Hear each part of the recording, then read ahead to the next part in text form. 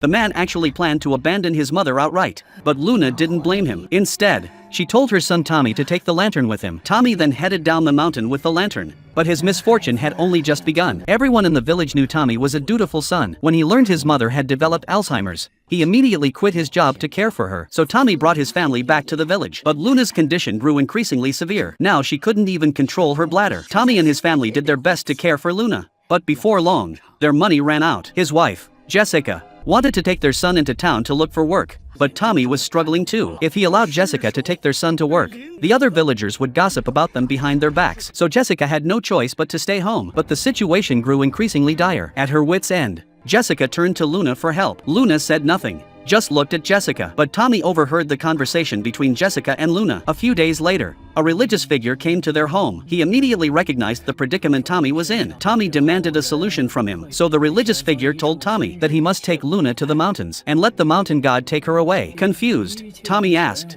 "Where will mother be taken?" The religious figure replied, "To a place without pain or sickness." So the next day, Tommy carried Luna on his back and headed for the mountains. Upon reaching the destination, he realized that what the religious figure had meant was for him to abandon his mother in the mountains. Tommy was torn inside. On one side was his mother, on the other, his struggling family. Finally, he made a decision. So he deceived his mother, telling her he was going to get some water, then hurried down the mountain. When Luna's body was discovered, everyone learned the cause of her death. She had been mauled to death by wild beasts. Seeing his mother's condition, Tommy, overcome with guilt, knelt before her body. That night, Tommy had a dream. Luna kept reminding him to take a lantern down the mountain, and his son began sleepwalking, holding the clothes Luna had worn before she died. Tommy always felt he was the one who had harmed his son, so he asked for help to save his son. Under the guidance of a man named David, he successfully entered the little boy's dream. The little boy pointed to the water's surface and said, "My grandmother is right there." Suddenly, clothes floated out onto the lake.